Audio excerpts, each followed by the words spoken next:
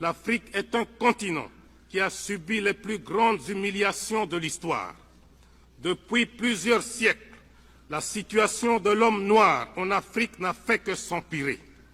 Sous prétexte qu'ils étaient venus en Afrique pour nous civiliser, les premiers Blancs, pionniers de cette civilisation, commencèrent par vider nos pays respectifs de leur substance fondamentale, notamment dans la pratique honteuse du commerce des esclaves. Et déjà à cette époque, les chefs de file étaient des Portugais.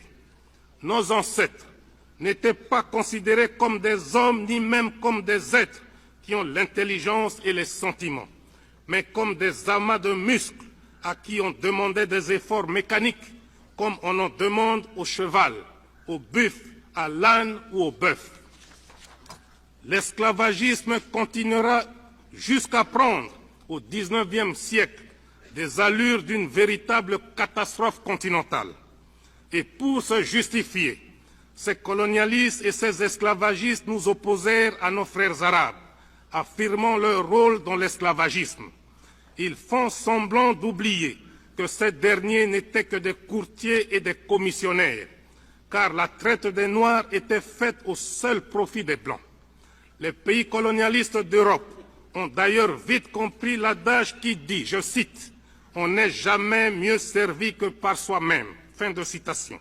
Le Noir n'a plus à échapper au razzia, car il perd tout simplement ses droits, sa patrie et sa liberté. Le processus de déshumanisation commence. Le Noir doit abandonner sa personnalité, ses structures mentales et sociales, en un mot, son authenticité. Des arguments pseudo-scientifiques ne manquèrent pas pour justifier cette entreprise de déshumanisation. Nous croyions que tous les colonialistes avaient fini par comprendre l'irréversibilité de l'histoire.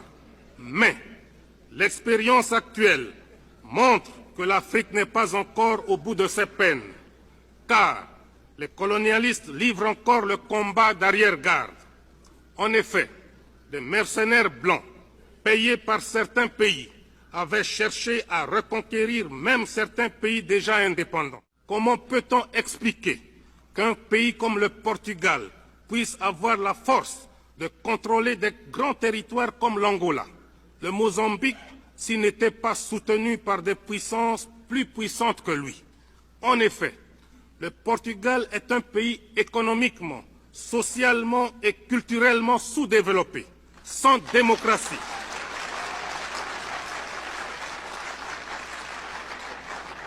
Sans démocratie, sans aucune force militaire.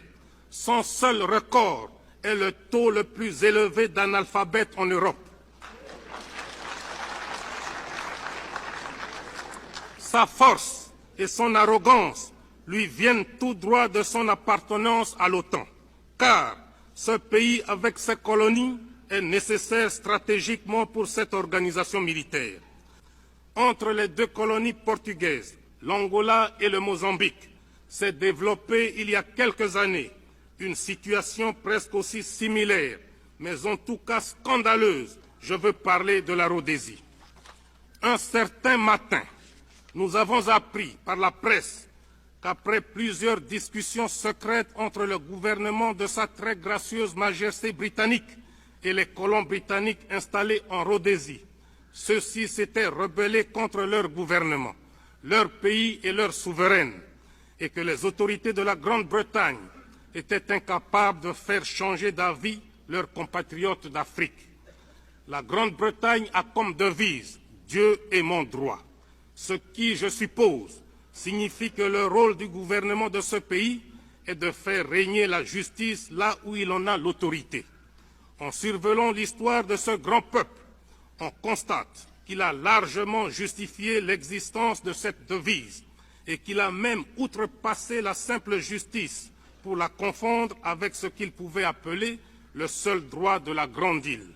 Pour s'en convaincre, il suffit de se rappeler d'innombrables mouvements de rébellion et d'indépendance si violemment matés par la Grande-Bretagne au cours de son histoire. Le cas des États-Unis d'Amérique, qui ont vaillamment lutté pour conquérir l'indépendance, est trop connu pour être développé ici. Partout, au Kenya, aux Indes, en Guyane, à Chypre, à Aden, en Palestine, à Gibraltar, à Anguilla, la Grande-Bretagne a utilisé la force pour faire valoir son autorité. Partout, sauf comme par hasard, en Rhodésie. Et pourtant, les Africains de Rhodésie, comptant sur la justice de ce grand pays, avaient fait confiance au gouvernement britannique. Mais, hélas, ils durent déchanter.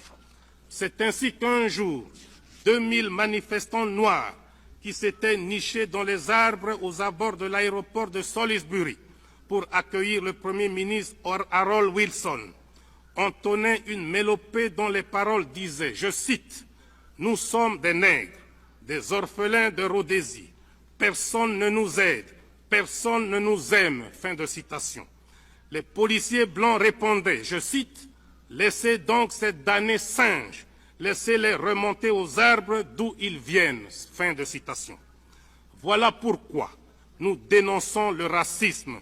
Il est prémédité, il est ignoble, il est inhumain.